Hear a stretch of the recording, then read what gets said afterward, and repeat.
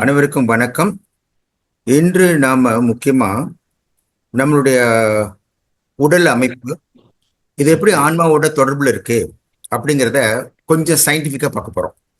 இந்த சயின்டிஃபிக்கா இதை பார்த்தாதான் நமக்கு தெரியும் நமக்கு நம்மளோட உடலுங்கிறது என்ன, அது எத்தனை வகை உடல் இருக்கு, எந்தெந்த உடல்ல என்ன நடக்குது. அப்ப இதுல எங்க இந்த கர்ம வினை அல்லது நம்மளுடைய வினைகள் பதிவாகுது, அது எப்படி ஆன்மாவுக்குள்ள போயிட்டு அது பதிவாகுது, ஆன்மாவுக்கு எப்படி அந்த வினைகள் எப்படியுமே அந்த வினை தொகுதி எப்படியுமே இருக்குது அப்படிங்கிறத புரிஞ்சு கொண்டாதான் நம்ம இந்த கர்மிக் ஹீலிங் அல்லது நம்ம ஒருத்தருக்கு ஒரு சிகிச்சையோ அல்லது ஒரு ஒட்டுமொத்த ஒரு மனிதரே தன்னைத்தானே அவர் வளப்படுத்திக் கொள்வதற்கு இந்த அறிவியல் புரிதல் வேண்டும். அதை தான் இன்னைக்கு நான் உங்கள்கிட்ட ஷேர் பண்ண போறேன். அப்ப 5 வகை உடல் இருக்கு. எல்லோரும் நினைக்கிறது போல நமக்கு ஒரு உடல் இல்ல, 5 வகை உடல் இருக்கு. இந்த 5 வகை உடல்ல தான் ஒவ்வொரு உடலும் ஒரு நுட்பமான காரியங்களை செய்து கொண்டிருக்கின்றது. இந்த உலகத்துல வாழ்றதுக்கு ஏற்ற மாதிரி சில உடல்களும் இந்த உலகத்துல வாழாட்டுக்குற நம்ம இந்த பிரபஞ்சத்துல தொடர்ந்து இருக்கிறதுக்கு அடுத்த பிறவி எடுக்கிறதுக்கான வாய்ப்புகளையும் எப்படி அமையுது அப்படிங்கிறதையும் இன்று நம்ம அறிவியல் பூர்வமா கொஞ்சம் பார்க்க போறோம். ஸோ அந்த அடிப்படையில உங்களுக்கு முதல்ல இன்று நான் இந்த 5 வகை உடல்கள் குறித்து உங்களோட பகிர்ந்து கொள்றேன். இது என்ன 5 வகை உடல்? ஒரு சிலர் இந்த ஆன்மீகத்துல இருக்கிறவங்க இது விஷயமா கேள்விப்பட்டிருப்பாங்க. இந்த 5 வகை உடல்கள் இருக்கு அப்படிங்கறது ஆன்மீகத்துல இருக்கிறவங்க ஓரளவு கேள்விப்பட்டிருப்பாங்க. அப்படி இல்லாதவங்களுக்கு இன்னைக்கு புதிய செய்தியா கூட இருக்கலாம். சரி, இந்த 5 வகை உடல்னு பார்ப்போம்.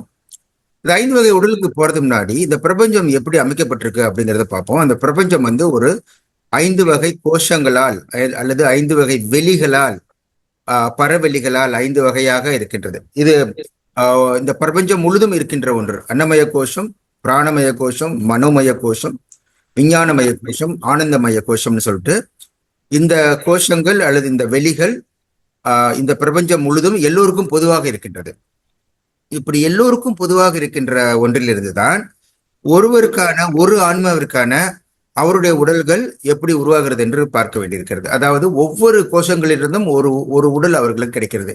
அன்னமய கோஷத்திலிருந்து ஒரு உடல், பிராணமய கோஷத்திலிருந்து ஒரு உடல், மனோமய கோஷத்திலிருந்து ஒரு உடல், விஞ்ஞானமய கோஷத்திலிருந்து ஒரு உடல், ஆனந்தமய கோஷத்திலிருந்து ஒரு உடல். ஆன்மாவிற்கு இந்த வெளிகளிலிருந்து அவர்களுடைய தனிப்பட்ட உடல் கிடைக்கும் பொழுது அவர்கள் என்ன நடக்கிறது என்றால் இப்படி 5 உடல்கள் கிடைக்கிறது. என்ன? முதலில் பரு உடல் அல்லது ஆங்கிலத்தில் பிசிக்கல் பாடி. இதுல என்ன இருக்கு அப்படின்னா அட்டாமிக் பார்ட்டிகல்ஸ் அப்படின்னு இருக்குது. அதாவது அணுக்கள் அப்படின்னு சொல்லுவாங்க, அட்டாம்ஸ்ன்னு சொல்லுவாங்க. இந்த அட்டாம்ஸ் தான் அடிப்படையா இந்த பிசிக்கல் பாடி அமைவதற்கு காரணமாக இருக்கிறது. அதுக்கு அடுத்து வரக்கூடியது நுண்ணுடல் அல்லது ஆஸ்ட்ரல் பாடின்னு சொல்லுவாங்க. இதுகளுக்கு என்ன இருக்கு அப்படின்னு சொன்னா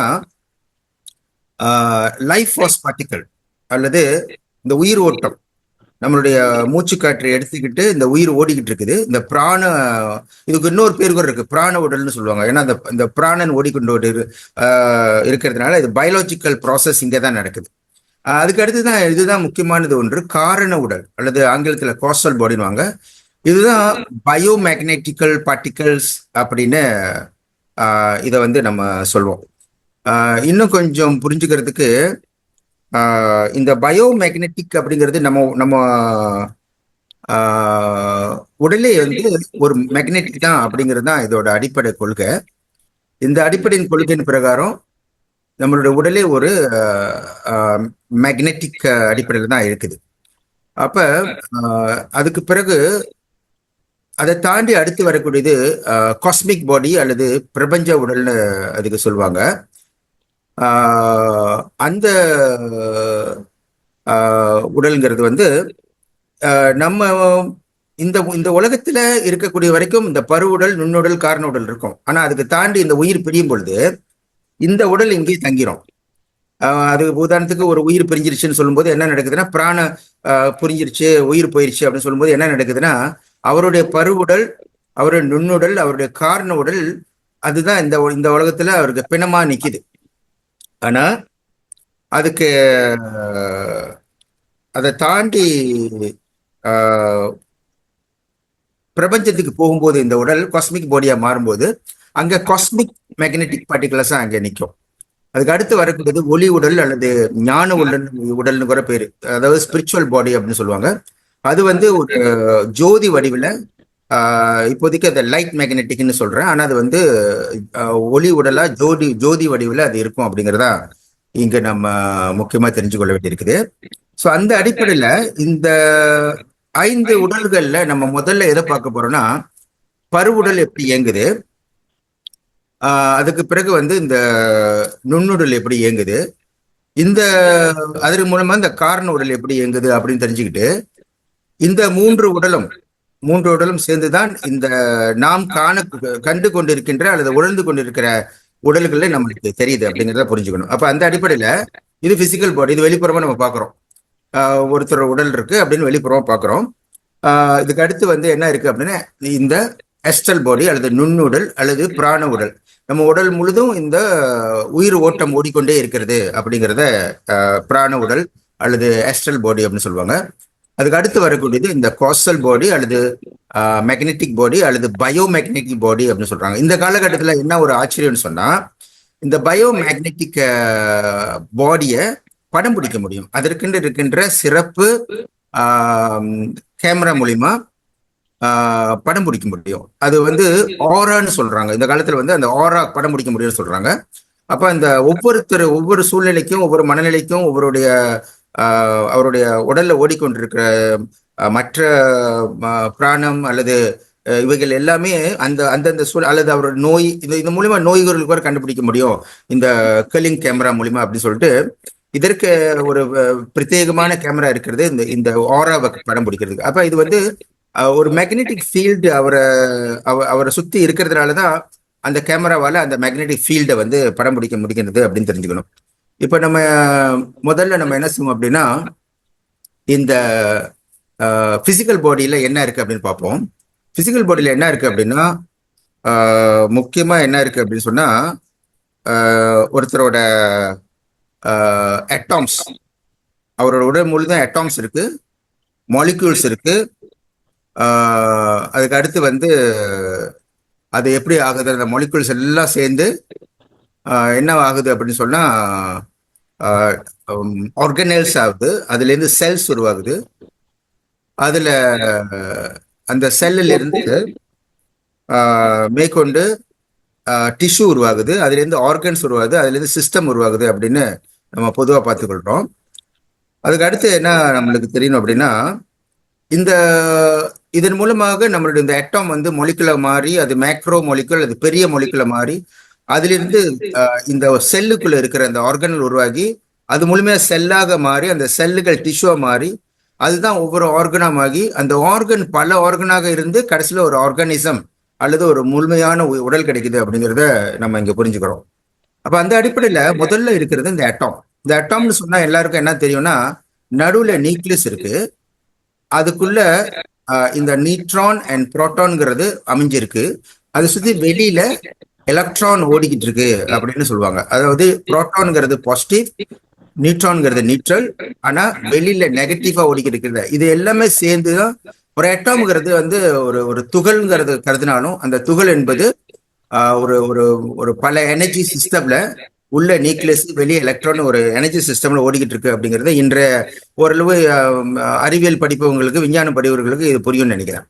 அந்த அடிப்படையில இந்த இந்த இந்த அட்டாம்ஸ் தான் மாலிகுலா மாறுது. உதாரணத்துக்கு இந்த ஒரு பேசிக்கா இந்த H2O அப்படின்னு சொன்னா அது நீர், அதோடைய மூலக்கூறு அல்லது மாலிக்யூல். ஹைட்ரோஜன் அண்ட் ஆக்சிஜன், 2 ஹைட்ரோஜனும் ஒரு ஆக்சிஜன் சேர்ந்தா நம்மளுக்கு ஒரு வாட்டர் மாலிக்யூல் அல்லது நீரோட மூலக்கூறு கிடைச்சிருது அப்படின்னு ஒரு அடிப்படையா உங்களுக்கு சொல்றேன். இப்படிதான் பல மாலிக்யூல்ஸ் கிடைக்கும். ஒவ்வொரு மாலிக்யூல்ஸும் ஒவ்வொரு அட்டமும் காம்பினேஷன்ல பல மாலிக்யூல்ஸ் நம்மளுக்கு கிடைக்கும். அப்படியே அந்த மாலிக்யூல்ஸ் பெருசாகி அது பெரிய மாலிக்யூலா மாறிடும். அந்த பெரிய மாலிகுலா மாறும்போது தான் அது நமக்கு தேவையான, உதாரணத்துக்கு கார்போஹைட்ரேட்ங்கிற குளுக்கோஸு, புரோட்டீனு, அமினோ ஆசிடு அல்லது ஃபேட்டு, லிப்பிட்ஸு அப்படின்னு அந்த பெரிய பெரிய மாலிகுலர்ஸ் மாறிடும். இதெல்லாம் அப்படியே பிசிக்கலா நம்மளுடைய உடல்ல இருக்கக்கூடிய அட்டாம்ஸ் அண்ட் மாலிகுல்ஸ். அதன் மூலமா கடைசியா நம்மளுக்கு என்ன கிடைக்குதுன்னா அந்த டிஎன்ஏ கிடைக்குது. அது ஒரு காம்ப்ளெக்ஸ் மாலிக்யூல். அதுக்குள்ளதான் நம்மளுடைய இந்த டிஎன்ஏ, இந்த ஜெனட்டிக் மெட்டீரியல் அப்படிதான் தங்குது. இப்படி பார்க்கும்போது இதுல ஒரு ஸ்ட்ரக்சர் இருக்குது இந்த டிஎன்ஏக்குள்ள. எது எது எதோட சேருங்கிற ஸ்ட்ரக்சர் இருக்கு, எது எதோட எது சேர்ந்தா ஒருத்தரோட மரபு அணு தீர்மானிக்கப்படுகிறது அப்படிங்கிறது தான் இந்த டிஎன்ஏல இருக்கிற மிக முக்கியமான சூக்மமான செய்தி. அதுக்கு பிறகு வந்து அது செல்லா மாறுது. இந்த மாலிக்யூல்ஸ் எல்லாம் சேர்ந்து, இந்த டிஎன்ஏ எல்லாம் சேர்ந்து செல்களை மாறி ஒரு செல்லுக்குள்ள நிறைய ஆர்கனல்ஸ், அதுக்குள்ள அந்த நியூக்ளியஸ், அதை சுத்தி பல ஆர்கனல்ஸ் இப்படி வெளியாகுது. அது ஒவ்வொரு செல்லுக்கு நடுவில் ஒரு செல் மெம்பரேன் வந்து மூடிடுது. அதுகளுக்கு இங்கே நியூக்ளியஸ் இருக்கு, அதுக்கு இந்த இடத்துல வந்து பல ஆர்கனல்ஸ் இருக்கு அப்படிங்கிறத செல் அறிவியல் மூலிமா, செல் பயாலஜி மூலிமா அதை புரிஞ்சுக்கிறோம். அதுக்கு பிறகு டிஷ்யூ, ஒவ்வொரு டிஷ்யூவா உருவாகுது. உதாரணத்துக்கு அது வந்து ஒரு போன் டிஷ்யூவா இருக்கலாம், ஒரு நரம்பு டிஷ்யூவா இருக்கலாம், மசல் டிஷ்யூவா இருக்கலாம், அப்படி இப்படி பல்வேறு டிஷ்யூவா உருவாகுது. அதுல குறிப்பா வந்து அந்த டிஷ்யூ எல்லாம் சேர்ந்து ஒவ்வொரு அங்கங்களா உருவாகுது, ஒவ்வொரு ஆர்கன்ஸா உருவாது. பல்வேறு ஆர்கன்ஸ் நம்ம உடல்ல இருக்கிறது அதான் காரணம். அதிலிருந்து நம்மளுக்கு சிஸ்டம் உருவாது. அதாவது நம்மளுடைய தசைகள், எலும்புகள்னு சொல்லும்போது ஸ்கெலட்டல் சிஸ்டம் சொல்லுவாங்க. தசைகள் மஸ்குலர் சிஸ்டம், நம்மளுடைய ரத்த ஓட்டம் சர்க்குலேட்டரி சிஸ்டம், நம்மளுடைய ஜீரணம் வந்து டைஜஸ்ட் சிஸ்டம், நம்மளுடைய சிறுநீர் கழிப்பு யூரினரி சிஸ்டம், நம்மளுடைய நரம்பு வந்து நர்வஸ் சிஸ்டம், நம்மளுடைய இனப்பெருக்கம் வந்து ரீப்ரொடக்டிவ் சிஸ்டம், நம்மளுடைய நோய் எதிர்ப்பு சக்திங்கிறது லிம்ஃபேட்டிக் சிஸ்டம், நம்மளுடைய ஹார்மோன்ஸ் நடக்கிறது எண்டோக்ரைன் சிஸ்டம், நம்முடைய மூச்சு நடக்கிறது ரெஸ்பிரேட்டரி சிஸ்டம் அப்படின்னு முக்கியமாக ஒரு 10 சிஸ்டம் இருக்கு. அதுல இது வந்து ஸ்கெல்டர் சிஸ்டம். இதுதான் அந்த போன் அடிப்படையில் எந்தெந்த போன் எங்க இருக்கு அப்படிங்கிற கிடைக்குது. இதுதான் மஸ்குலர் சிஸ்டம். அந்த போனோட இணைஞ்சு இந்த தசைகள் போய் ஒட்டி கொண்டு அந்தந்த தசைகள் வேலை செய்யறதுனால தான் அந்த போன் இயக்குது. அதனால ரெண்டு சமயத்தில் ரெண்டு சேர்த்து சொல்லுவாங்க, மஸ்குலா ஸ்கெலட்டல் சிஸ்டம்னு கூட சொல்லுவாங்க. இது அதுக்கு பிறகு நம்மளுடைய இதய ஓட்டம், ரத்த ஓட்டம், இதய ஓட்டம், இதய துடிப்பு, அது உடல் முழுதும் பல ஆற்றிகளாக, பிறகு பல வெயின்களாக. ஆற்றி என்பது ரத்தத்தை இருதயத்திலிருந்து எடுத்து எல்லா இடத்துக்கும் கொண்டு போறது. வெயின்கிறது அந்த ரத்தத்தை மீண்டும் இருதயத்துக்கு கொண்டு வந்து சேர்க்கிறது. இப்படி ஒரு சுழற்சி நடந்துகிட்டே இருக்கும், ரத்த ஓட்டம் நடந்துகிட்டே இருக்கும். அதுக்கு டைஜஸ்ட் சிஸ்டம், நம்மளுடைய வாய் மூலமா, நம்மளுடைய பல் மூலியமா அரைக்கப்பட்ட உணவு இந்த இசோபேகஸ் மூலியமா இந்த வயிறு பகுதிக்கு வந்து அங்கிருந்து ஜீரணமாகி அது பிறகு சிறுகுடல் கடந்து பெருகுடல் கடந்து கடைசியா மலமாக இந்த இடத்துல வெளியேறும். இது வந்து நம்மளுடைய ஜீரண டைஜஸ்ட் சிஸ்டம். அதுக்கு அடுத்து யூரினரி சிஸ்டம். நம்மளுக்கு இருக்க வேண்டிய இந்த கிட்னிஸ், அதுலேருந்து எப்படி ரத்தம் சுத்திகரிக்கப்பட்டு அதுல வெளியே தேவையில்லாத தண்ணீர் நீராக சிறுநீராக வெளியாகி அது இந்த யூரினரி பிளாடர்ல வந்து பிறகு நம்மளுக்கு அது சிறுநீராக வெளியேற்றம் காணுகிறது. அதுக்கு பிறகு நம்மளுக்கு முக்கியமாக தெரிஞ்சுக்க வேண்டியது ரெஸ்பிரேட்டரி சிஸ்டம் அல்லது நம்மளுடைய மூச்சு மண்டலம். இதை உள்ளுக்கு நம்ம இந்த மூக்கு வழியை எடுக்க காற்று, பிறகு இந்த லேரிக்ஸ், ஃபேரிங்ஸ், அப்படி லேரிங்ஸ், ட்ரெக்கியா, ப்ரோங்காயின்னு சொல்லிட்டு இந்த லங்ஸ்ல போய் சேர்ந்துருது. இந்த லங்ஸ்ல வந்து தான் அந்த காற்றுகள் எல்லாமே பரிமாற்றம் அடையுது. நம்மளுக்கு எல்லாம் தெரிஞ்ச மாதிரி ஆக்சிஜனை உள்ளே இழுக்கிறோம், கார்பன் டை ஆக்சைடு வெளியே இருக்கிற மாதிரி பொதுவாக தெரியும். ஆனால் பல வாயுக்கள், குறிப்பா நம்மளுடைய சித்தர்கள் பல வாயுக்கள் கண்டுபிடிச்சிருக்காங்க. அதுல குறிப்பா 10 வாயுக்கள் மிக முக்கியமாக குறிப்பிடுறாங்க. அதுக்கு பிறகு இந்த நர்வஸ் சிஸ்டம், நம்மளுடைய நரம்பு மண்டலம், இந்த மூளை தொடங்கி பிறகு இந்த ஸ்பைனல் கார்டுங்கிற தண்டுவடத்தில் தொடங்கி எப்படி இந்த நரம்புகள் எல்லாம் உடல் முழுதும் பரவி இருக்கிறது, இந்த மூளையும் தண்டுவடமும் எப்படி எல்லா உடலையும் இந்த நரம்புகள் மூலியமாக கட்டுப்படுத்துகிறது என்பது இந்த நரம்பு மண்டலம் அல்லது நர்வஸ் சிஸ்டம். அதுக்கடுத்து இந்த லிம்பாட்டிக் சிஸ்டம் தான் ரொம்ப பேருக்கு, பலருக்கு தெரிஞ்சிருக்க வாய்ப்பு இருக்கு, ரொம்ப பேருக்கு தெரியாது. எப்படி ரத்த ஓட்டம் ஓடிக்கொண்டிருக்கிறதோ அதே வேளை நம்மளோட நோய் எதிர்ப்பு சக்திக்காக இந்த லிம்பாட்டிக் சிஸ்டம் அல்லது நிணநீர் மண்டலம்னு சொல்லுவாங்க. இதை எப்படி ஓடிக்கிட்டு இருக்குது அப்படின்னு, இது உடல் முழுதும் லிம்பாட்டிக் சிஸ்டம் ஓடிக்கிட்டு இருக்கு. அங்க தேவையான ஆன்டிபாடிஸ், நம்மளுக்கு நோய் எதிர்ப்பு சக்தி எல்லாம் இங்கதான் உருவாகுது. ஸோ இது மறைமுகமா நம்மளுக்கு முதல்ல தெரிஞ்ச அந்த ரத்த ஓட்டம், அதாவது ஆர்டரி அண்ட் வெயினை தவிர இந்த லிம்பாட்டிக் வெசல், அத முக்கியமான உறுப்பு, அதில் வந்து ஸ்பிளின் சொல்லுவாங்க. உடல் முழுதும் லிம்ப் நோட்ஸ் இருக்கு. இதன் மூலியமாக இந்த லிம்பாட்டிக் ஃப்ளூயிட் ஓடிக்கிட்டு இருக்கு. அதுக்கடுத்து நம்மளுடைய எண்டோக்ரைன் சிஸ்டம் அல்லது ஹார்மோன், எந்தெந்த இடத்துல என்னென்ன ஹார்மோன் வெளியாகுது அப்படின்னு பார்க்கும்போது நம்மளுக்கு இது வந்து இந்த ஒரு வகையில் நம்ம இந்த ஹார்மோனும் நம்மளுக்கு சக்கரோட தொடர்பு உள்ளது. இந்த இடத்துல மூலாதாரம், அப்புறம் இந்த இடத்துல சுவாதிஷ்டானம், இந்த வயிற்று பகுதி வரும்போது அது மணிப்பூரகம், நெஞ்சு பகுதி வரும்போது தைமஸ் என்ற கிளாண்டோட வரும்போது அது அநாகதம், இந்த தைராய்டு பேராதைராய்டு வரும்போது அது விசுப்தி, இந்த ஆக்னின்னு சொல்லும்போது அங்கே பிட்டுச்செரி, அதை சார்ந்து இங்க துரியன் வரும்போது அங்கே பீனில் என்று சொல்லி இந்த சக்கரங்களும் இந்த எண்டோக்ரைன் சிஸ்டமும் இணங்கி கொண்டிருக்கிறது. அதுக்கடுத்து நம்மளுடைய இறுதியாக நாம் அடுத்த நம்மளுடைய சந்ததியை உருவாக்குறதுக்காக நமக்கு கொடுக்கப்பட்டதுதான் இந்த இனப்பெருக்க உறுப்புகள் என்று சொல்லப்படுது. ஆகவே இப்ப நம்ம நுண்ணுடல், அதாவது இது வரைக்கும் பிசிக்கல் பாடி எப்படி உருவாகுதுன்னு பார்த்துட்டோம். அதுக்கு அடுத்து இந்த நுண்ணுடல் அப்படிங்கறத பார்த்தோம்னா, அல்லது எஸ்ட்ரல் பாடின்னு பார்த்தோம்னா, இந்த உடல் முழுவதும் பிராணன் ஓடிக்கொண்டிருக்கிறது. அப்ப எப்படி புரிஞ்சுக்கிறது அப்படின்னு பாக்குறேன். இப்ப பல்வேறு வகையில நம்மளுடைய இந்த லைஃப் ஃபோர்ஸ் அப்படியே ஓடிக்கொண்டே இருக்கிறது. அப்படி ஓடிக்கொண்டே இருக்கும் பொழுது நமக்கு எப்படி சொல்றாங்க அப்படின்னா 10 மில்லியன் சைக்கிள் பெர் செகண்ட்ல ஓடிக்கொண்டே இருக்கு. அவ்வளோ வேகமாக இயங்கிக் கொண்டிருக்கிறது. அப்ப அதை எப்படி புரிஞ்சுக்கிறது? இது பிசிக்கல் பாடி, இது அந்த பிராண பாடி அப்படின்னு எடுத்துக்கிட்டோம்னா, இது ரெண்டும் சேர்ந்து ஒன்றா கலக்கும் போது நமக்கு ஒரு உடல்ல பிசிக்கல் பாடியோட இந்த பிராண உடல் அல்லது இந்த பிராண சக்தி இயங்கிக்கிட்டு இருக்கு அப்படின்னு இதன் மூலம் நம்ம புரிஞ்சுக்க வேண்டியிருக்கு. இதுக்கு அடுத்து வரக்கூடியதுதான் இந்த சொன்ன இந்த காரண உடல் அல்லது மேக்னெட்டிக் பாடி அப்படின்னு சொல்லக்கூடியது. இதுதான் நம்மளுடைய மிக முக்கியமான சப்ஜெக்ட். ஏன்னா இந்த கர்ம வினைக்கு மிக முக்கியமான சப்ஜெக்ட். ஏன் அப்படி சொல்றோம்னா, நம்மளுடைய இது வரைக்கும் நம்மளுடைய பிசிக்கல் பாடி அல்லது பருவுடல், அப்புறம் ஆஸ்ட்ரல் பாடி, நுண்ணுடல், அந்த அடிப்படையில நடக்கக்கூடிய நாம் செய்யக்கூடிய வினைகள் எல்லாம் எங்க பதிவாகுதுன்னு சொன்னா நம்மளோட டிஎன்ஏலே பதிவாகுது. நம்மளுடைய டிஎன்ஏ அல்லது மரபுல பதிவாகுது. அதெல்லாம் பதிவாகி ஒரு பக்கம் நம்மளுடைய உடல்ல இருக்கிற எல்லா டிஎன்ஏ இயங்குது, இன்னொரு பக்கம் அடுத்த இனப்பெருக்கத்துக்கு தேவையான டிஎன்ஏல இந்த செய்தி போயிட்டு பதிவாகிறது. அதனாலதான் அடுத்த சந்ததி வரும்பொழுது இந்த உடலிலிருந்து பதிவாகின இந்த டிஎன்ஏக்கு ஏற்பதான் அந்த உடல் இன்னொரு உடல் உருவாகுது அப்படிங்கிறத நம்ம புரிஞ்சுக்கிறோம்.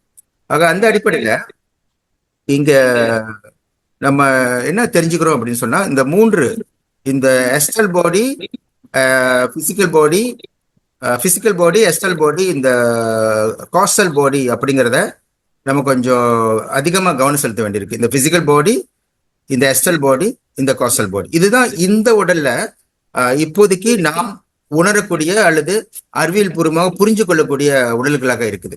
இப்ப என்ன நடக்கும்னு சொன்னா, ஒருத்தர் இந்த பிசிக்கல் பாடிய அவர் அதற்கான செய்ய வேண்டிய என்னென்ன செய்யணும், இந்த அட்டாமெண்ட்ஸ் மாலிக்யூல் நம்ம சொன்ன உண்ணக்கூடிய உணவு முதற்கொண்டு இது அன்னமய கோஷமாக இந்த உடல் உருவாகுதுன்னு சொன்னேன்.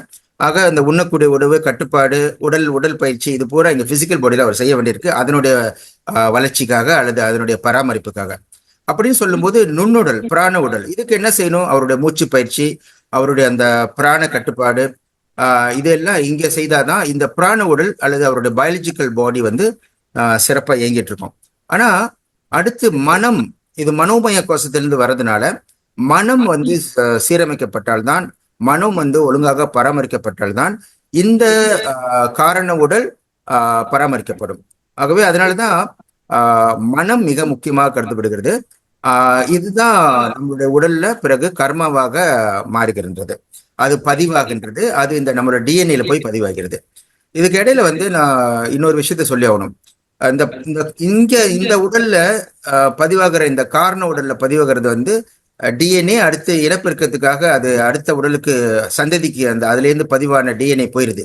ஆனா அப்படி கூட ஒரு உயிரோட கர்மா அது எங்க போகும்? இந்த உடலை விட்டு பிரிஞ்சிருச்சு, இந்த மூன்று உடலை விட்டு பிரிஞ்சிருச்சு, அது அடுத்து எங்க போகும்னா இந்த பிரபஞ்ச உடலுக்கு போயிடும், அதாவது காஸ்மிக் பாடிக்கு போயிடும். அந்த காஸ்மிக் பாடியில அடுத்த பிறவி எடுப்பதற்கு காத்திருக்கும். அப்படி காத்திருக்கும் பொழுது எப்பொழுது எந்த சூழ்நிலையில அவருடைய பிராப்த வினைக்கு ஏற்ப மாதிரி ஒரு உடலை இறைவன் கொடுத்து மீண்டும் அவர்களுக்கு ஒரு பிறவியை கொடுத்து அந்த பிறவிக்கு தேவையான பருவுடல், நுண்ணுடல், காரண உடல் கிடைச்சிரும். இதெல்லாம் கடந்து அவருடைய ஆன்ம உடல் அல்லது ஒளி உடல், ஞான உடல் இருந்துகிட்டே இருக்கும். அதுதான் என்ன செய்யும் அப்படின்னா எப்பயுமே அவருடைய வினைகள் அங்க கொஞ்சம் கொஞ்சமா நீக்கம் பெறணும். இந்த காஸ்மிக் பாடியில அவருடைய இன்னும் அவர் கர்மா இருக்கும், அதை எடுத்துட்டு பிறவி எடுக்கும்போது இந்த மறுபடியும் மூன்று உடல் கிடைச்சிடும், அதாவது பருவுடல், நுண்ணுடல், காரண உடல். ஆனா இந்த மூன்று உடல்கள படிப்படியா நம்மளுடைய வினைகள் தீரும் போது அது இறுதியாக ஸ்பிரிச்சுவல் பாடியா மாறும்போது வினைகளற்ற ஒரு நிலையை அடைய முடியும் அல்லது மரணமில்லா பெருவாழ்வு பெற முடியும் அப்படிங்கிறதா இதோட கான்செப்ட். ஸோ இந்த அடிப்படையில நம்ம என்ன புரிஞ்சுக்கணும்னா, இப்படிதான் அறிவியல் அமைப்பு அமைஞ்சிருக்கு நம்மளோட உடல்ல. இந்த பருவுடல், உள்ளுக்கு ஓடிக்கிட்டு இருக்கிற பிராண உடல், அதுக்கு உள்ள இருக்கிற நம்மளோட டிஎன்ஏல இயங்கிட்டு இருக்கிற அந்த காரண உடல் இருக்குது. நம்ம செய்யற ஒவ்வொன்றும் அது காரண உடல்ல பதிவாயிரும். ஏன்னா நம்மளுடைய மனம் சம்பந்தப்பட்டதா இருக்குது இந்த காரண உடல். அதனால நம்ம இந்த வினைகளிலிருந்து தீரணும்னா, இந்த எனர்ஜில இருந்து தீரணும். இதெல்லாம் பயோ மேக்னெட்டிக் ஃபீல்டுன்னு சொல்லுவாங்க, அல்லது பயோ மேக்னெட்டிக் எனர்ஜின்னு சொல்லுவாங்க. இந்த பிரபஞ்சமே மேக்னெட் தான். இந்த பிரபஞ்சம் முழுவதுமே மேக்னெட் தான். அந்த அதுல இருக்கக்கூடிய பல்வேறு மேக்னெட்டிக் ஃபீல்டு தான் இந்த பிரபஞ்சத்தை இயக்கிட்டு இருக்கு. அப்படிதான் நம்மளுடைய உடல் உயிரோட சம்பந்தப்பட்டிருக்கிறதுனால, பயாலஜியோட சம்பந்தப்பட்டிருக்கிறதுனால அந்த இடத்துல வரும்போது அது பயோ மேக்னெட்டிக் எனர்ஜின்னு நம்ம சொல்றோம். அப்ப கர்மிக் ஹீலிங்கிறது எங்க நடக்குது அப்படின்னு பார்த்தோம்னா, இந்த பயோ மேக்னெட்டிக் ஃபீல்ட்ல நடக்குது. இங்க நம்ம செய்யக்கூடிய அந்த எனர்ஜி ட்ரீட்மெண்ட், எனர்ஜி ஹீலிங் எல்லாமே இந்த பயோ மேக்னெட்டிக். அப்ப அதனாலதான் அது காரண உடல். நம்ம நோய் கொண்டு வரதும் அங்கதான், அல்லது நோயை தீர்க்கிறதும் அங்கதான். நம்மளுடைய இந்த ஹீலிங் மெத்தடு அல்லது கர்மிக் சர்ஜரி எங்க நடக்குதுன்னு சொன்னா, அது இந்த காரண உடல்ல நடக்குது. அந்த காரண உடல்ல அதுக்கு கொடுக்க வேண்டிய சிகிச்சை அல்லது மந்திர முறைகள் அல்லது அதற்கான அந்த எனர்ஜி வெளிப்பாடு, அந்த எனர்ஜி உள்ளிழுத்தல், அந்த எனர்ஜியில மாற்றம் கொண்டு வருதல், எந்த இடத்துல நோய்களை எல்லாம் முடங்கி கிடக்குது நோய்களாக, அதை எப்படி நீக்குதல், இந்த எந்த எனர்ஜியை பயன்படுத்த நீக்க முடியும், இந்த சங்கதி எல்லாமே இந்த காரண உடல்ல தான் நடக்குது. ஆக காரண உடல் சரியாக ஆகப்பட்டால்தான் அது அவருடைய பிராண உடல் அல்லது அவருடைய பயாலஜிக்கல் பாடி அல்லது நுண்ணுடல் சரியா இயங்கும். நுண்ணுடல் பிராண உடல் பிராணன் ஒழுங்கா இயங்கினாதான் அவருடைய பருவுடல் நோயற்ற ஒரு தன்மைக்கு அந்த பருவுடல் சரியா இயங்கும். இது ஒரு சைக்கிள். பருவுடல்ல ஏற்படக்கூடிய மாற்றங்கள் அல்லது நன்மை தீமைகள் நுண்ணுடலை பாதிக்கும். நுண்ணுடல்ல ஏற்படைய நன்மை தீமைகள் மாற்றங்கள் காரண உடலை பாதிக்கும். காரண உடல்களோட பாதிப்பு மீண்டும் நுண்ணுடல்ல பாதிக்கும். நுண்ணுடல்ல ஏற்படுறது மீண்டும் பருவுடல்ல பாதிக்கும். ஆக நம்ம காரண உடல்ல நம்மளுடைய கர்மிக் ஹீலிங் செஞ்சோம்னா அது பிராண உடலை நல்லபடி கொண்டு வரும். பிராண உடல் நன்றாக இயங்கினால் அவருடைய பயாலஜிக்கல் ப்ராசஸ் நன்றாக இயங்கும். அதனால அவருடைய பரு உடல் நன்றாக இயங்கும்.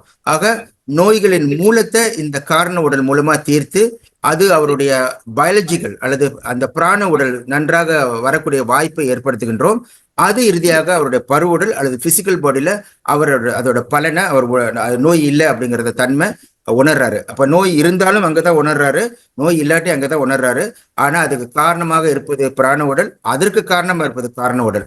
ஆகவே இது இந்த அடிப்படையில நம்ம சிந்திச்சாதான் கர்மிக் ஹீலிங் அல்லது இந்த எனர்ஜி ஹீலிங் அல்லது இது எப்படி நடத்தப்படுகிறது என்ற அறிவியல் நமக்கு புரிந்துவிடும் என்பதை சொல்லி, இதற்கு பிறகுதான் நம்ம என்ன செய்யறோம் அப்படின்னா, அந்த கர்மிக் ஹீலிங்ல இருக்கக்கூடிய பல நுட்பமான சில விஷயங்கள் சித்தர்கள் சொல்லியிருக்காங்க.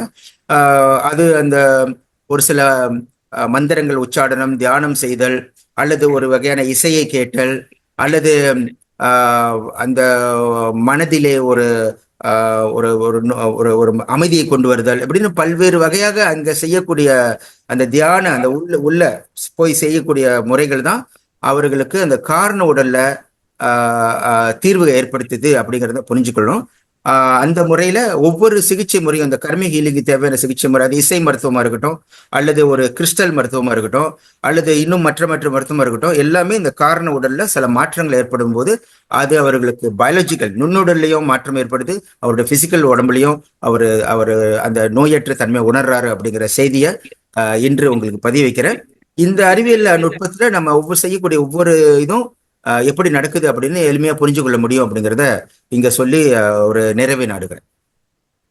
ஓகே ஓகே, நன்றி டாக்டர், நன்றி. இதுல குறிப்பா இந்த கர்ம ஹீலிங் நம்ம சொல்றோம், அதுல நாம் செய்கின்ற பூர்வ ஜென்ம பாவ புண்ணியங்கள் அப்படிங்கிறது எப்படி அடுத்த ஜென்மத்திற்கு கடத்தப்படுகிறது?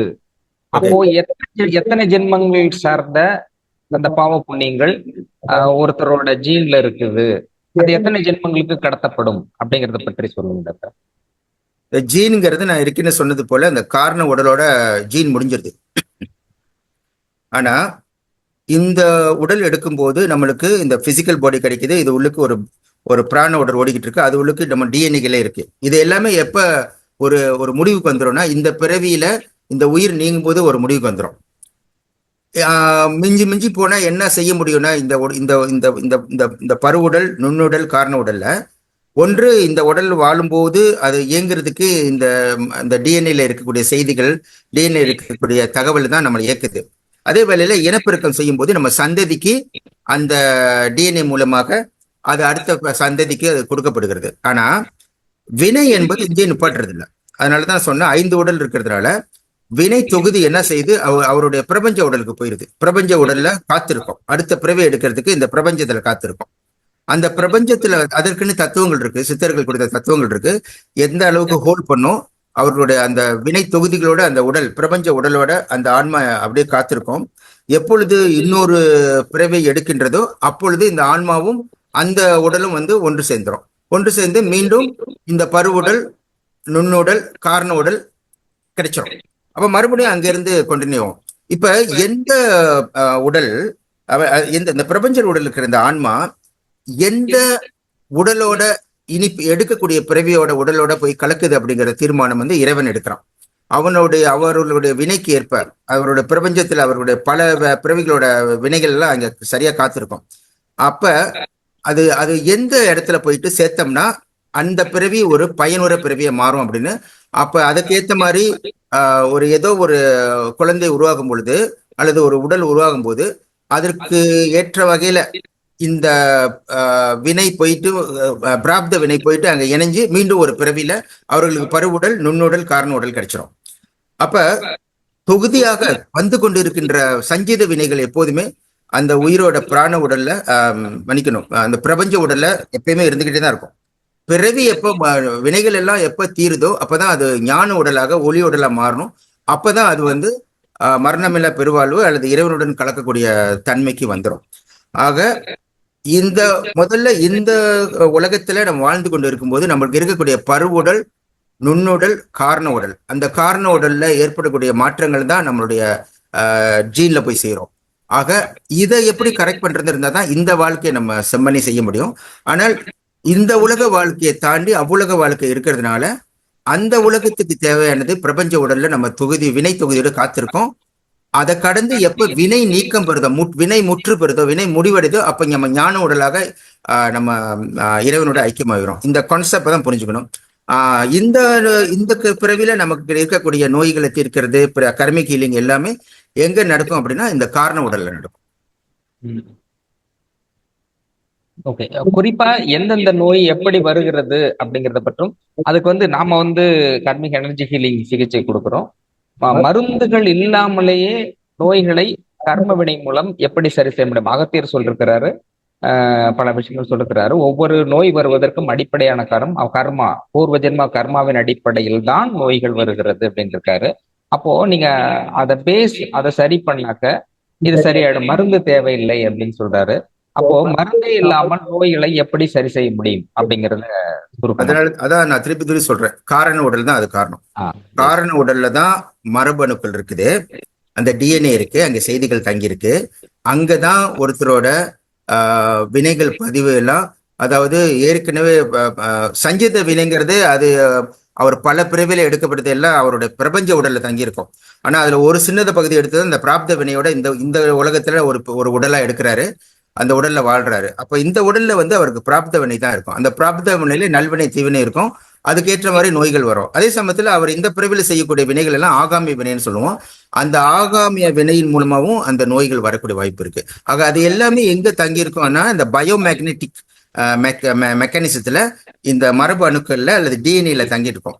இந்த நோய்களோட வெளிப்படுத்துதல் அதனுடைய அந்த செய்தி என்ன செய்யும் அப்படின்னா, அந்த தீவினை மூலமா ஒரு நோய் வரப்போகுது அப்படிங்கிற செய்தி எங்க போகும்னா இந்த டிஎன்ஏல இருந்து அல்லது இந்த காரண உடல்ல இருந்து. அதான் காரணம். அந்த நோய், அந்த கர்மவினோட வெளிப்பாடு தான் காரணம்னு சொல்றது. அதுதான் காரணமாக இருக்கிறது, காசா இருக்கிறது. அங்கிருந்து என்ன செய்யும்னா அது வந்து நுண்ணுடலை பாதிக்கும். அதாவது அவனோட உடல்ல ஓடிக்கி இருக்கிறத உயிர் அல்லது இந்த எஸ்ட்ரல் பாடி அல்லது பிராண உடல்ல அந்த பிராண பாதிப்புகள், முடிச்சுகள், எங்கெங்க நோய்கள் எல்லாம் பிராண உடல்ல வந்து முடிச்சுகள் ஏற்படும், அந்த தடை ஏற்படும், பிராண தடை ஏற்படும், அப்ப நோயா மாறும். அந்த நோயின் வெளிப்பாடு தான் பருவுடல், அதாவது பிசிக்கல் பாடியில தெரியும். ஆக கர்மிக் ஹீலிங்கிறது இந்த காரண உடல் அல்லது இந்த காசல் பாடிங்கிற இடத்துல வந்து நம்ம சரி செஞ்சாதான் அதனுடைய வெளிப்பாடு அவருடைய பயாலஜிக்கல் அல்லது அந்த நுண்ணுடல்ல அதோடைய மாற்றங்கள் கொண்டு வரும். அங்க செய்யற மாற்றம் தான் அவருடைய பருவுடல் கொண்டு வரும். ஆகவே இந்த கர்மிக் ஹீலிங்கிறத நம்ம எங்க செய்யறோம் அப்படின்னு சொன்னா இந்த காரண உடல்ல தான் செய்யறோம். இதுல பல யுக்திகள் இருக்கு. அதுலதான் ஒரு சில யுக்திகளை நான் இசை மருத்துவம் இருக்கு, அல்லது தியானத்துல செய்யக்கூடிய மருத்துவம் இருக்கு, அல்லது கிறிஸ்டல் ட்ரீட்மெண்ட் இருக்கு, அல்லது எங்க நுட்பங்கள் இருக்கோ அதெல்லாம் அந்த காரண உடல் அங்கதான் நம்ம சர்ஜரி செய்யறோம், அங்கதான் சில மாற்றங்கள் செய்யறோம். அந்த மாற்றங்களை அதுக்குன்னு கற்றுக்கொண்டவர்கள், அந்த கர்மிக் ஹீலிங் கற்றுக்கொண்டவர்கள் அவருடைய காரண உடல்ல இந்த மாற்றங்களை செய்யறாரு. அதன் மூலம் தான் அவருக்கு நன்மைகள் அவருடைய அந்த நுண்ணுடலையும் பருவுடலையும் வெளிப்படும் அப்படிங்கிறது தான் இங்க இங்க முக்கியமான நம்மளுடைய அறிவியல் உண்மை. இதுல இப்ப நீங்க இசை மருத்துவம் எல்லாம் கொடுக்குறீங்க இல்லையா? இந்த இசை மருத்துவம் மூலமாக ஒரு நோய் எப்படி சரி செய்யப்படுகிறது அப்படிங்கறது நிறைய விஷயங்கள், அந்த ஃப்ரீக்வன்சி அதாவது ஒரு குறிப்பிட்ட காரணங்களுக்காக அந்த நோய் வந்து காரண உடல்ல தங்கியிருக்கும். காரணம் அது காரணமாக ஆகிறது, அதனாலதான் காரணம்.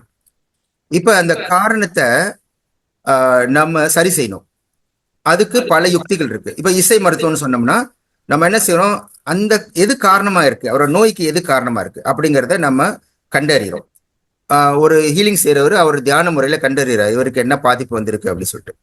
அதுக்கு பிறகு இதுக்கு எந்த ராகத்தை சொன்னோம்னா இந்த முடிச்சு, இந்த காரண உடல்ல இருக்கிற இந்த நோய்க்கான காரணத்தை நம்ம சரி செய்ய முடியும் அப்படிங்கறத அந்த ஒரு குறிப்பிட்ட இசை மருத்துவத்தை, அது இசை மருத்துவமா இருக்கலாம், இல்ல படிக மருத்துவம், கிறிஸ்டல் என்று சொல்லக்கூடிய படிக மருத்துவம் இருக்கலாம், இல்லது சில மந்திரங்கள் கூட சொல்லி மந்திரங்கள் மூலியமா தீர்க்கலாம். தியானங்களுடைய ஆழமான தியானங்கள், இன்னும் சக்கரோட கிளென்சிங்னு சொல்லுவாங்க, அது எல்லாம் நடக்கும். அது ஒவ்வொரு நுட்பங்கள் அங்க இருக்கும். அதுல ஒரு நுட்பம் தான் இசை மருத்துவம். ஆக அந்த அடிப்படையில பல நுட்பங்கள். இது ஒரு ஒரு இங்க ஒரு கர்மிக் மருத்துவர் என்ன செய்யறாரு அப்படின்னா, அவள் பல நுட்பங்கள் கற்றுருக்கிறார். இசை மூலம் செய்யக்கூடிய நுட்பங்கள், அல்லது படிக கிறிஸ்டல் மூலியமா செய்யக்கூடிய நுட்பங்கள், அல்லது தியானம் மூலியமா செய்யக்கூடிய நுட்பங்கள், அவருடைய சக்கரங்களை செய்யக்கூடிய மாற்றங்கள், இவைகள் எல்லாமே ஒரு ஒரு ஒரு கர்மா மருத்துவர், ஒரு கர்மிக் ஹீலர் வந்து அதை கத்து வச்சிருப்பாரு. ஆக இசை மருத்துவங்கிறது அது போல அந்த தியான முறையில அவருடைய காரண உடல எங்க முடிச்சு ஏற்பட்டிருக்கு, அந்த அந்த மரபு நிலை எந்த இடத்துல பாதிப்பு ஏற்பட்டிருக்கு, இதை எந்த இசை கொடுத்தோம்னா அது கலையும் அப்படின்னு புரிஞ்சு அதை கொடுக்குறாரு. கொடுக்கும்போது அந்த காரணம் நீக்கப்படுது. அந்த காரணம் நீக்கப்படும் போது அந்த நோய்க்கான காரணம் நீக்கப்படுது. அது உடனடியே அவருடைய பயாலஜிக்கல் பாடியான நுண்ணுடல்ல பிரதிபலிக்கின்றது. அதன் மூலியமா அவருடைய பருவுடல், அவருடைய பிசிக்கல் பாடியில அது வெளிப்படுகிறது. இதான் அதோட அறிவியல். ஓகே, அருமை அருமை டாக்டர். இதுல வந்து அகத்தியர் சொன்னது மனமது செம்மையன் மற்றது, மனம் அப்படிங்கறத ஒழுங்குபடுத்தினால் நோய்களை கூட சரி செய்யும். அதுதான் நான் சொல்றேன். அதனாலதான் நான் கோஷத்தை பத்தி பேசினேன். அதுல 3வது கோஷம் தான் மனோமய கோஷம். அதனாலதான் மனதை கட்டுப்படுத்தும் போது அது காரண உடல்ல மாற்றங்களை ஏற்படுத்தும். ஆக மனம் தான் அங்க பின்னணியில இருந்து இயங்கி கொண்டிருக்கிறது. மனம் தான் அந்த கோஷங்கள் தான் பின்னணியில இருந்து இயங்கிட்டு இருக்குது. அந்த மனோமய கோஷத்துல நம்ம செய்யக்கூடியதுதான் அந்த கர்மிக் ஹீலிங். அவருடைய மனதை வந்து எப்படி நம்ம கட்டுப்படுத்தி கொண்டு வரணும். ஆனா அது எங்க போய் சேரும்னா அந்த டிஎன்ஏல தான் போய் சேரும். ஆக ஒரு சைடு வந்து உடல் ரீதியாக நம்ம பார்த்துக்கிட்டு இருக்கணும், இன்னொரு சைடு ஆன்ம ரீதியாக பார்த்துக்கிட்டு இருக்கணும். ஆக ஆன்ம ரீதியாக பார்க்கும்போது அவருடைய மனதில் நம்ம செய்யக்கூடிய மாற்றங்கள் தான் அவர் ஆன்ம ரீதியாக சில மாற்றங்களை கொண்டு வந்து மனோமயத்துல கொண்டு வந்து அது அவருடைய காரண உடலுக்கு புகுந்து அங்க மாற்றங்கள், அதன் மூலியமா அவருடைய காரணம் நீக்கப்பட்டு அதில் நோய் நீக்கப்பட்டு அதுல இருந்து மீண்டும் அவருடைய நுண்ணுடல் சரியாகி அது பருவுடலால சரியாகுது அப்படிங்கறதா இங்க பாயிண்ட். இதுல வந்து நான் அகத்தியர் சொல்றதுக்கு காரணம் என்ன, இந்த குணத்தை, இந்த கேரக்டர், ஒரு அந்த கேரக்டர் மாத்தினாலே டிசீஸை கியூர் பண்ண முடியும் அப்படின்னு சொல்லிருக்காங்க. இந்த சைக்காலஜிஸ்ட் வந்து லூயிஸ் ஹே, உங்களுக்கு நல்லா தெரியும். லூயிஸ் ஹே அப்படிங்கிற யூஎஸ்ல இருக்க சயின்டிஸ்ட், அவங்க சைக்காட்ரிக். அவங்க சொல்லியிருக்காங்க, இப்ப ஃபார் எக்ஸாம்பிள் ஒருத்தருக்கு வந்து மூட்டு வலி வருதுன்னா அவங்க யாரும் ஒருத்தரை திட்டிக்கிட்டு இருக்காங்க, இல்லைன்னா அந்த கோல்டு, அந்த கோபம், அந்த வெறுப்பு, இதுதான் அந்த ஜாயிண்ட் பெயினுக்கு அடிப்படை காரணமா இருக்கு. அப்ப அந்த மாதிரி இருக்கிறவர்கள் யார் திட்டுறாங்களோ அவங்கள்ட்ட மன்னிப்பு கேட்டுட்டு அவங்ககிட்ட அன்பா பேசுகின்ற பொழுதே இந்த நோய் குணமாகுது அப்படிங்கிற விஷயத்த சொல்லியிருக்காங்க. இது ப்ரூவும் பண்ணியிருக்கிறாங்க. அப்போ அடிப்படையில் தன்னுடைய மனதை, நீங்க சொன்னதை அந்த கேரக்டரா பேசுகின்ற அல்லது மன்னிப்பு கேட்கின்ற பொழுது, அவர்களோடு அன்பாக பழகுகின்ற பொழுது அந்த ஃப்ரீக்வன்சி பேசிஸ்ல டிசீஸ கியூர் பண்ண முடியும் அப்படின்னு சொல்லிட்டு இருக்காங்க. அது எந்த அளவு உண்மையா இருக்கு அப்படிங்கிறத பத்தி சொல்லுங்க. அதாவது நம்மளுடைய இயமம் நியமம், நம்ம செய்யக்கூடிய நல்வினை தீவினை அல்லது செய்யக்கூடியவை செய்யக்கூடாதவை, இதை புரிஞ்சுதான் மனித வாழ்க்கை நடக்குது. அதுல ஒரு மனிதன் மகிழ்ச்சி, அன்பு, கருணை இவற்றை காட்டும்போது அது நல்வினையாக அவனுக்கு இருக்கு. அதே கோபம், பொறாமை, அழுக்காறு அப்படின்னு காட்டும்போது அது தீவினையா இருக்குது. இப்ப திருமூலர் என்ன சொல்றாருன்னா பல்வேறு சூத்திரங்களை சொல்றாரு. உதாரணத்துக்கு நம்ம செய்ய வேண்டிய தவம், நம்ம செய்ய வேண்டிய பூஜை, நம்ம செய்ய வேண்டிய விரதம், நம்ம செய்ய வேண்டிய தானம், இவை எல்லாம் வந்து நன்விலைகளை கொண்டு வரும் அப்படின்னு 10 வகையான முக்கியமான இயமங்களை பத்தி சொல்றாரு. எப்படி நம்மளுடைய கர்மங்களை நம்ம செய்யக்கூடிய நியமங்கள் மூலமா தீர்க்க முடியும் அப்படின்னு சொல்றாரு. அதுல ஒன்று வந்து மிக மிக முக்கியமானது வந்து அவர் சொல்றது ஒன்மதி அல்லது மதியை சரிப்படுத்துதல். அந்த மதியை சரிப்படுத்தினால்தான் இன்னும் சிறப்பாக மற்றது நம்ம செய்யக்கூடிய தானம், நம்ம செய்யக்கூடிய விரதம், நம்ம செய்யக்கூடிய பூஜைகள் எல்லாமே இன்னும் நல்ல பலன் அளிக்கும். ஒருவர் வந்து ஒரு கெட்ட எண்ணத்தோட இந்த தீவனையை வச்சுக்கிட்டே அவர் பூஜை செஞ்சாலோ, அவருடைய விரதத்தை கடைபிடிச்சாலோ, அவர் தானத்தை நல்லபடி யாருக்கோ உதவி செஞ்சா கூட அவருடைய அந்த தீவனை வந்து எங்க உருவாகிட்டு இருக்குன்னா அவருடைய மனதுல அவர்கிட்ட இருக்கிற அந்த பொறாமை, அவர்கிட்ட இருக்கிற அந்த கோபம், வெகுளி, இது போன்ற செயல்கள் தான் அவரை வந்து தீவினைகளுக்கு உட்படுத்திக்கிட்டே இருக்கு. ஆக ஒரு பக்கம் அவர் செய்யக்கூடிய நல்வினைகள், அவர் செய்யக்கூடிய பூஜைகள், அவர் செய்யக்கூடிய விரதம், அவருக்கு செய்யக்கூடிய தானம், அவர் செய்யக்கூடிய தியானம், இதெல்லாம் அவருக்கு நன்மை கொடுத்துருந்தாலும் இன்னொரு பக்கம் வந்து அவருடைய மனதில் இருக்கக்கூடிய இந்த கோபம், இந்த வெகுளி, இந்த சினம், இது போன்ற பொறாமை, இது போன்றது அவர் நெகட்டிவாவே அவருக்கு வந்து இருக்கிறதுனால இதனுடைய பலன் தான் இந்த காரண உடல்ல பதிவாகுது, ஒரு நோயா பதிவாகுது. ஆக எப்போது வந்து ஒருத்தர் மேல சினம் கொண்டு, கோபம் கொண்டு, அல்லது திட்டிக் கொண்டு, அவர் மேல வந்து பொறாமை கொண்டு ஏங்கிட்டு இருக்காரோ, அதன் மூலமா அவருடைய காரண உடல்ல இந்த நெகட்டிவிட்டி பதிவாகிக்கிட்டே இருக்கு. எப்போது அவரு இந்த மன்னிக்கும் குணத்தை உருவாக்குறாரோ, அதனால வந்து இந்த மன்னிக்கும் குணம் தான் ஒன்மதின்னு சொல்லுவாங்க. இந்த மன்னிக்கும் குணம் யாருக்கு இருக்குதோ அந்த மன்னிக்கும் குணம் மன்னிக்கும் குணம் படைத்தமா மாணிக்க கோயிலா மாறுவோம். ஆக தெரிந்த மனமே மாணிக்க கோயிலடா அப்படின்னு ஒரு பாட்டே இருக்குது. ஆக அந்த அந்த மகா சக்திங்கிறது எங்க இருக்குன்னா மன்னிக்கிற சக்தியில தான் இருக்கு. அதனாலதான் ஆத்மா வரைக்கும் சாதாரணமா இருந்துட்டு மன்னிக்க தெரிந்த ஆத்மா வந்து மகா ஆத்மான்னு நம்ம சொல்லுவோம். மகா ஆத்மானா அவர் வந்து தான் செய்த தவறுகள்லாம் மற்றவங்கள்ட்ட மன்னிப்பும் கேட்பாரு, மற்றவர்கள் செய்த தவறுகள் எல்லாம் தான் மன்னித்தும் விடுவாரு. ஆக அந்த மன்னிப்புங்கிற ஒரு ஆற்றல் வந்து ஒரு மனிதனுக்கு இருக்கிறதுனாலதான் அவனால ஒரு ஒரு இந்த தீவினையிலிருந்து விலகி நல்வினைக்கு வந்து அவர் செய்யக்கூடிய தவம், தியானம், விரதம் எல்லாமே பலனை கொடுக்கக்கூடிய மாறுதலா மாறிடுது. அதனாலதான் இந்த ஒரு ஒரு ஒரு தியானத்துல வைக்கலாம், அந்த மன்னிப்பு தியானம்னு அதுக்கு பேரு. ஒருத்தர் உட்கார்ந்து தன்னுடைய யாரெல்லாம் தன்னுடைய பகைவன் நினைக்கிறாரோ அவங்க எல்லாத்தையுமே மன்னிக்க கொடுக்கணும். தியானத்திலேயே மன்னிக்கலாம். நான் அவர் தவறு செஞ்சிருக்கேன், அவர்கிட்ட மன்னிப்பு கேட்டுக்கிறேன், அவருக்கு என்னால எந்த பாதிப்பும் வரக்கூடாது அப்படின்னு அந்த மன்னிப்பு தியானத்திலே கேட்கலாம். அதே மாதிரி அந்த மன்னிப்பு கேட்கிற நிலையில மற்றவங்க மண்ணுப்பட்டவங்க செஞ்ச தவறையும் மன்னிக்கலாம். உதாரணத்துக்கு ஒருத்தர் தவறு செஞ்சிருக்காருன்னு நினைக்கிறோம், அவர் மேல நம்ம கோபம் வருது, ஆனால் அவரை நான் மன்னித்து விடுறேன், அவர் நல்லா இருக்கட்டும், அவரோட ஆன்மா நல்லா இருக்கட்டும், அவர் உடல் நல்லா இருக்கட்டும் அப்படின்னு அந்த மன்னிக்கும் திறனையும் அந்த நம்மளுக்கிட்ட இருக்கு. ஆக மன்னிக்கும் திறனும் மன்னிப்பு கேட்கும் திறனும் கொண்டவன் தான் அவன் வந்து மகாத்மாவாக மாற முடியும். அப்படிங்கிறதா திருமூலர் வந்து இந்த மதியை சரி பண்ண சொல்றாரு. இந்த மதியை சரி பண்ணாலே பல நோய்களை வந்து தீர்க்க முடியும்னு சொல்றாரு. அதுதான் நோய்கள் உருவாகிறதுக்கு காரணமா இருக்கு, அதே நேரத்துல நோய்கள் தீர்வதற்கும் காரணமா. ஓகே, ரொம்ப அற்புதமா சொன்னீங்க. இருந்தாலும் உங்களோட நேரத்தை எடுக்கிறதுக்கு மன்னிக்கணும். கடைசியாக ஒரு கேள்வி.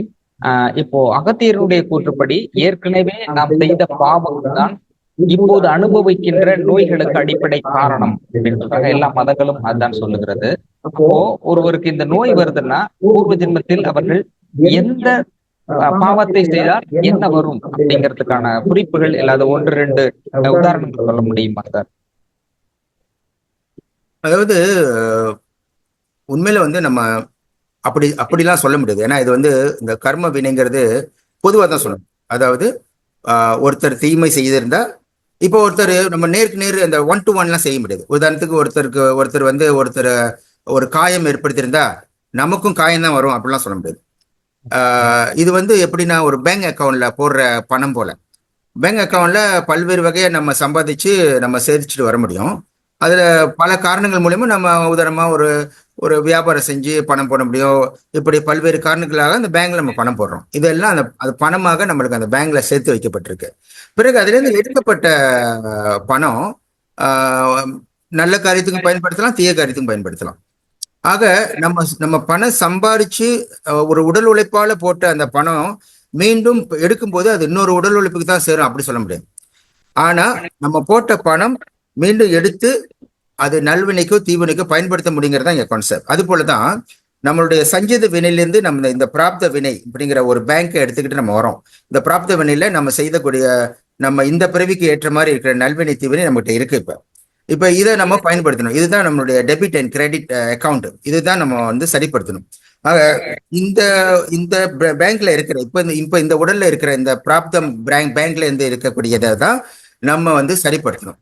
முடிந்தவரை நல்வினையை நம்ம அனுபவிக்கிற அதே நேரத்துல தீவினை வந்து நம்மளை தாக்காம எதெல்லாம் தீவினையை கொண்டு வரும் அப்படின்னு சொல்லிட்டு நான் ஒரு எடுத்துக்காட்டு சொன்னேன். அவருடைய சினம், அவருடைய கோபம், அவருடைய வெகுளி, அவருடைய பொறாமை, இதுதான் இந்த பிறவில அவர் மேற்கொண்டு ஆகாம வினை செஞ்சுட்டு இருப்பாரு. இன்னும் மேற்கொண்டு வினைகளை செஞ்சுட்டு இருப்பாரு. ஆக ஒரு பக்கம் பழைய வினையை எடுத்து வந்துட்டு அதை தீர்க்க முடியாம ஏற்கனவே புது வினைகளை வேற செஞ்சுட்டு இருப்பாரு. ஆக மனித வாழ்க்கை என்பது புதிய வினைகளை நல்வினைகளாக மாற்ற கத்துக்கொள்ளணும், பழைய வினைகளை தீர்க்க கத்துக்கொள்ளணும். ஆக இதை புரிஞ்சுக்கிட்டாதான் ஒரு குறிப்பிட்ட நோய் வந்து அவரோட வினையால் தான் வருது. ஆனா அதோட பழைய வினையை வந்து இந்த காரணத்தினாலதான் இந்த வினையை அப்படி சொல்ல முடியாது. ஆனால் அந்த வினையோட தொகுப்பு இந்த பிறவியில ஒரு பேங்க்ல இருக்கக்கூடிய காசு அவருக்கு அது நல்வினையாக்கும் நல்ல காரியத்துக்கும் போய் செய்ய முடியும், கெட்ட காரியத்துக்கும் போய் செய்ய முடியும். எக்ஸாக்ட்லி இந்த பணத்தை நான் இதுக்காண்டி தான் போட்டிருக்கேன், அந்த பணத்தை எடுத்து தான் நான் இதை செய்ய முடியும் அப்படி சொல்ல முடியாது. பணம்ங்கிறது ஒரு பொதுவான கருத்து, ஒரு பொதுவான தொகுதி தான். ஆக அந்த அடிப்படையில் வினை என்பது பொதுவான தொகுதி. அதில் நல்வினை தீவினை இருக்கும். அதன் பலன் தான் இந்த வருஷ பிறவியில நம்ம எடுத்த உடலுக்கு ஏற்றவாறு அது நோயா மாறும். அதை நம்ம சரிப்படுத்தினோம்னா அந்த இந்த காரண உடல்ல கர்மிக் ஹீலிங் மூலமா சரிப்படுத்தினோம்னா அதை சரிப்படுத்த முடியுங்கிறது தான் இங்க முக்கியம். அதுக்கு என்ன செய்யணும்? ஒரு நோய் வந்துருச்சுன்னா அந்த நோயோட காரணத்தை கண்டறிஞ்சு அந்த காரணத்தை எப்படி நீக்கிறது, அந்த அந்த கர்மிக் ஹீலிங் மூலமாங்கிற கான்செப்ட் தான் நமக்கு முக்கியம். அதை சரியா செய்ய ஆரம்பிச்சோம்னா தனிப்பட்ட முறையிலும் சில மனிதர்கள் செய்யலாம். அதோட அறிஞர்கள் மூலியமா, நுட்பங்கள் மூலமா, மருத்துவர் மூலியமா அது செய்யலாம் அப்படிங்கறத நம்ம மக்களுக்கு நம்ம தெரிவிக்க வேண்டிய செய்தி. ரொம்ப அற்புதமான கருத்து டாக்டர். இறுதியா what you so what you ரீப், நீ எதை விதைக்கிறாயோ அதை அறுவடை செய்கிறாய் அப்படிங்கறத எல்லா மதங்களும் எல்லா குருமார்களும் சொல்லிருக்காங்க. அப்போ இப்போ ஒருத்தன் திருடி இருக்கான், ஒருத்தர் பணத்தை ஏமாத்திருக்கான் அப்படின்னா அடுத்த ஜென்மத்துல குறைந்தபட்சம் அவன் யாரை ஏமாற்றினானோ அவரால் அவன் ஏமாற்றப்படுவான் அப்படிங்கிறது தான் இதனுடைய விளக்கமா எடுத்துக்கிறாங்க. அது சரியானது தானா? அதாவது அதான் சொல்றேனே, அப்படி 1 to 1 நம்ம கம்பேர் பண்ணவே முடியாது. ஏன்னா நம்மளும் இறந்திருப்போம், நம்மளால பாதிக்கப்பட்டவனும் இறந்திருப்போம். ஆமா. அதனால அந்த 1 to 1 அடிப்படையில இது வராது. இது வந்து அந்த வினை தொகுதி மூலமா நம்ம இந்த பிறவியை எடுத்துட்டு வரும்போது நம்ம கிட்ட இருக்கிற இந்த கர்ம தாக்கங்கள் இந்த பிறவிலையும் நமக்கு பாதிப்புகளை கொண்டு வரும். ஆக நம்மளுடைய பழைய சிந்தனை அல்லது பிறவியோட எந்த ஞாபகம் நம்மளுக்கு இருக்காது. அது மறைத்தல் மூலியமாக நமக்கு இறைவன் நமக்கு அந்த பலனை ஏன்னா இல்லைன்னா என்ன பண்ணுவோம்னா நம்ம பிறக்கும் போதே பழைய பிறவிகளோட பிறந்த எண்ணங்களோட பிறந்தோம்னா நம்ம வந்து பல குழப்பங்களை உண்டாக்கிறோம் அந்த உலகத்துல. ஆகவே இறைவன் என்ன செய்யலாம், மறைத்தல் அருளல் அப்படிங்கிற அடிப்படையில இந்த இந்த சிந்தனையை நம்மளுக்கு அந்த பழைய பிறவியோட சிந்தனையை மறைச்சிடுறான். இந்த பிறவியில நம்ம கிடைக்க வேண்டிய அருளை நம்மளுக்கு கொடுக்க ஆரம்பிச்சிடறோம். ஆக அந்த அடிப்படையில நாம ஒருத்தர் செஞ்ச வினையை வந்து நம்ம அவருக்கு தான் திருப்பி போயிட்டு செய்யணும் அப்படி முடியாது. ஆனா இந்த பிறவியை எடுத்துட்டு வரும்போது இனி இந்த பிறவியில 4 பேருக்கு எப்படி நல்லது செய்ய முடியும், இந்த பிறவியில ஏற்படக்கூடிய நம்மளுடைய பகைவர்கள் எப்படி மன்னிக்க முடியும், இன்னும் பகை ஏற்படுத்தாம எப்படி தவிர்த்து கொள்ள முடியும் அப்படிங்கிற இந்த சில ஆகாமிய வினைகளை நம்ம அவர் கடைபிடிக்க அவருடைய இனி தாக்கங்கள் ஆகாமிய வினை தான் இந்த பிறவியில் அவர் செய்ய முக்கியமான ஒரு கருவி. இந்த பிறவியில் அவர் ஒரு பேங்க் அக்கௌண்ட் இருக்கலாம். ஒரு பேங்க் அக்கௌண்ட் முடிஞ்ச ஒரு பாஸ்புக் முடிச்சோடனே அடுத்த பாஸ்புக் கிடைச்சிடும். அந்த பாஸ்புக்ல வந்து அந்த ஏற்கனவே இருக்கிற பேலன்ஸ் அங்கே இருக்கதான் செய்யும். அது நெகட்டிவா இருக்கலாம், பாசிட்டிவா இருக்கலாம், ஆனா பேலன்ஸ் இருக்கும். ஆனா அடுத்து அவர் செய்யக்கூடிய தொழிலோ அல்லது அவர் செய்யக்கூடிய மாற்றங்கள் தான் அந்த பேங்க் புக்ல பாசிட்டிவ் வரப்போதோ நெகட்டிவ் வரப்போகுது. அது போலதான் இந்த பிறவியில நம்ம செய்யக்கூடிய ஆகாம வினை தான் பழைய வினையை எப்படி தீர்த்து கொள்ள முடியும் அப்படிங்கிறது தான் இங்க முக்கியம். ஆக பழைய வினைகள் பற்றி நம்ம எக்ஸாக்ட்லி எல்லாம் சொல்ல முடியாது. ஆனா இந்த பிறவில நம்ம செய்யக்கூடிய ஆகாமி வினைகளை நல்ல முறையில செய்ய முடியும், மேலும் தீவினைகள் இல்லாம தடுத்து கொள்ள முடியும். அந்த அடிப்படையில நம்மளுடைய பழைய வினைகளை தீர்த்து கொள்ள முடியும். அதாவது முந்திய வல்வினை வந்து மூடாமுன் சிந்தை பராமரிக்க தெரிஞ்சவங்க அந்த பழைய வினையோட தாக்கம் இல்லாம பாதுகாத்து கொள்ள முடியும் அப்படிங்கறதா நம்ம மக்களுக்கு தெரிவிக்க வேண்டிய செய்தி. ஓகே ஓகே, ரொம்ப ரொம்ப ரொம்ப அருமையாக அற்புதமா சொல்லிருக்கீங்க டாக்டர். அதாவது ஒரு புத்தகம் அப்படிங்கிறது ஒரு வாழ்நாள் முழுவதும் அவருடைய அனுபவ தொகுப்பு ஒரு புத்தகமா இருக்குது. 100 வயசு வரனா 100 வயசு அந்த அதுல 100 வயதினுடைய அனுபவம் ஒரு புத்தகமா இருக்கு. ஒரு நூலகம் அப்படிங்கிறது ஒரு 1000 புத்தகம் இருக்குன்னா 1000 x 100 ஏறத்தாழ 1,00,000 ஆண்டுகளினுடைய அனுபவத்தின் தொகுப்பாக ஒரு நூலகம் அப்படின்னு சொல்லுவாங்க. அந்த வகையில் நீங்க கர்மா அப்படிங்கறத பற்றி, கர்மாங்கிறது அருமையான உதாரணம் கொடுத்தீங்க. ஒரு நேரத்துல ஒரு புத்தகத்தை எடுத்து தான் படிக்க முடியுங்கிறதா அங்க பாயிண்ட். நீங்க ஒரே நேரத்துல 1000 புத்தகத்தை அப்படியே அள்ளி கொட்டிருக்கீங்கன்னு சொல்ல, அதுதான் நான் சொல்ல வர்றது. சரி சரி அற்புதமானது. இந்த கர்மா அப்படிங்கறது எப்படி மெடிக்கல் ரீதியாகவும் வருது, எப்படி காரண உடல்ல எப்படி இருக்குது, அது எப்படி நோயாக மாறுறது, எந்த மாதிரி ட்ரீட்மெண்ட் கொடுக்க முடியும், இதை எப்படி சரி செய்ய முடியுங்கிறது உங்களுடைய மிகப்பெரிய அனுபவத்தினுடைய தொகுப்பை அதை பாக்குற ரொம்ப மகிழ்ச்சி. இவ்வளவு நேரம் அற்புதமாக 1 மணி நேரம் தொடர்ச்சியாக உங்களுடைய அனுபவத்தை பகிர்ந்து கொண்டிருக்கும். என்ன மிக்க ரொம்ப ரொம்ப நன்றி. நன்றி நன்றி நன்றி.